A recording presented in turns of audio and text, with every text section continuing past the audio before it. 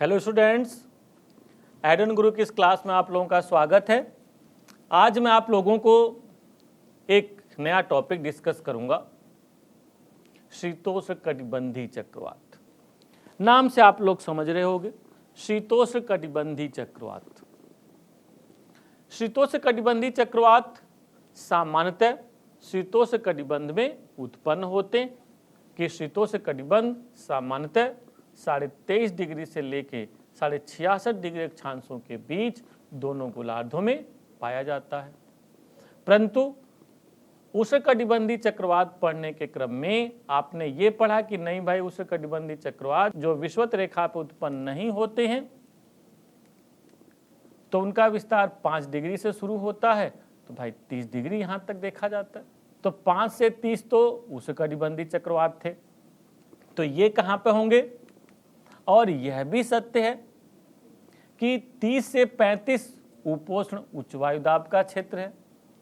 तो इसका मतलब ये है कि शीतोष्णकटिबंधीय चक्रवात सामान्यतः 35 अक्षांशों से लेकर 65 अक्षांशों के बीच उत्पन्न होते, या जब पवन एवं दाब की पेटियां खिसक कर विषुवत रेखा की ओर आ जाती हैं तो आप कह सकते हो 30 से उत्पन्न होकर 60 तक उत्पन्न होते।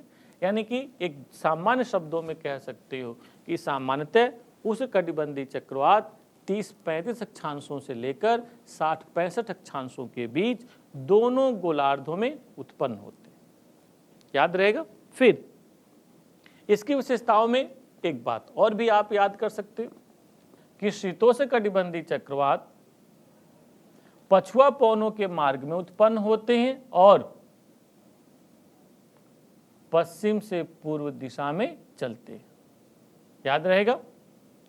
और ये भी सामान्यतः सागर पर ही उत्पन्न होते हैं, परंतु इनकी सबसे बड़ी विशेषता ये है कि ये साल के सभी दिनों में उत्पन्न होते हैं। ये बात ध्यान रखना।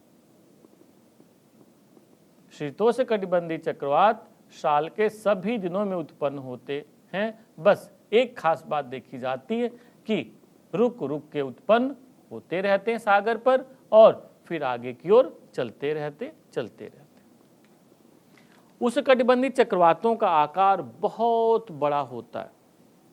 उष्णकटिबंधीय चक्रवातों का सामान्य आकार भी 1900 किलोमीटर से लेके 2000 किलोमीटर व्यास का देखा जाता है।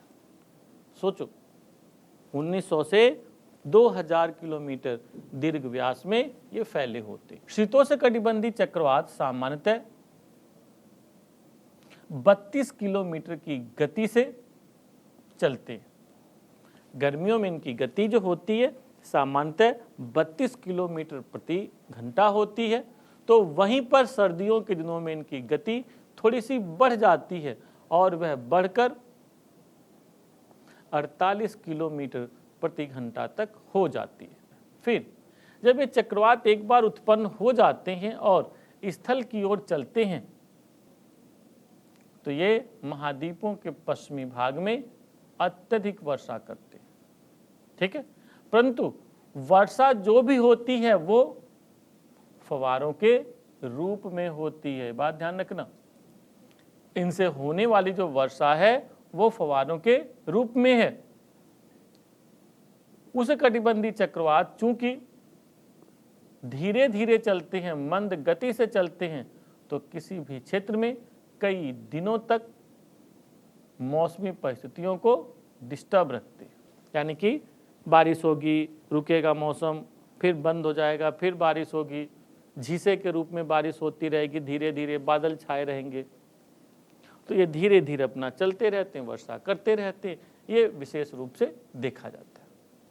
अब उष्णकटिबंधीय चक्रवातों के उत्पत्ति के संदर्भ की बात करते हैं। उष्णकटिबंधीय चक्रवातों की जब उत्पत्ति की बात होती है तो